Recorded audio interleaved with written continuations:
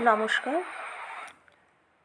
Food and লাইফস্টাইলের চ্যানেলের পক্ষ থেকে সকল বন্ধুদের জানাই নববর্ষের প্রীতি ও শুভেচ্ছা।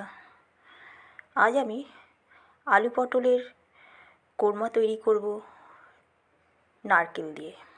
এটা পুরোপুরি একদম নিরামিষ। তার জন্যে আলু পটল নিয়ে নিয়েছি, হাফ বাটি নারকেল কোড়া নিয়ে নিয়েছি, আদা টমেটো বাটা নিয়ে নিয়েছি, আর কিছু গুঁড়ো মশলা, 1 চামচে জিরে, হাফ চামচে কাশ্মীরি লঙ্কার গুঁড়ো ও হাফ চামচে ধনে গুঁড়ো জলে ভিজিয়ে রেখে দিলাম। এরপরে আমি ওভেনে কড়াই বসিয়ে কড়াইতে তেল দিয়ে তেলটি গরম হয়ে গেলে আমি এতে দারচিনি, এলাচ আর লবঙ্গ ফোড়নে দিয়ে দিলাম। তার সঙ্গে হাফ চামচে জিরে দিলাম। ফোড়নের সুগন্ধ বেরিয়ে গেলে তাতে আমি প্রথমে পটলগুলো ছেড়ে দিলাম। আমি এখানে ডুমো ডুমো করে পটল কেটেছি, আপনারা চাইলে পটলটি লম্বাভাবেও কাটতে পারেন। পটলটা কিছুক্ষণ ভেজে নিয়ে তার মধ্যে আলু দিয়ে তাতে নুন হলুদ দিয়ে আবার খানিকক্ষণ ভেজে নিলাম।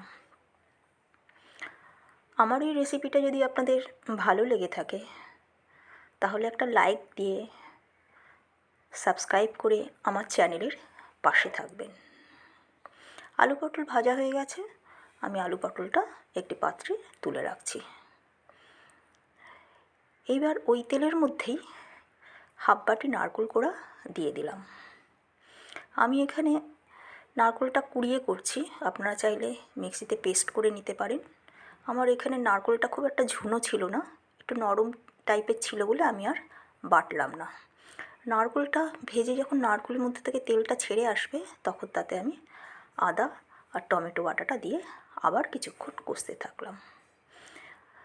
টমেটো আর আদা বাটার কাঁচা গন্ধটা চলে গেলে আমি এতে যে গুঁড়ো মশলাটা ভিজিয়ে রেখেছিলাম সেটি দিয়ে দিলাম। আরও কিছুক্ষণ মশলাটা কষাতে থাকলাম। মশলা থেকে যখন তেল ছেড়ে এলো তখন আমি আলু পটলগুলো অ্যাড করলাম।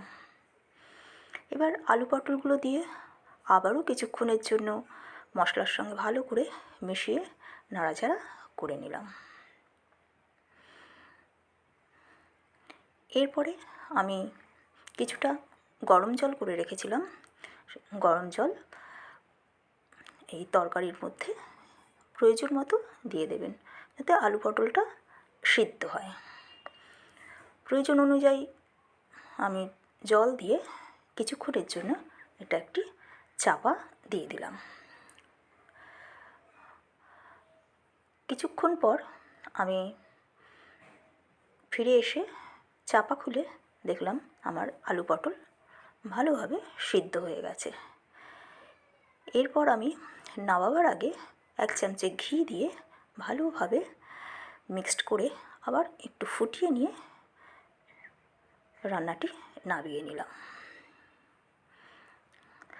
একবার এই রান্নাটি করে দেখবেন, খুব ভালো লাগে। লুচি পরোটা ভাতের সঙ্গে সকলের সঙ্গে এই রান্নাটি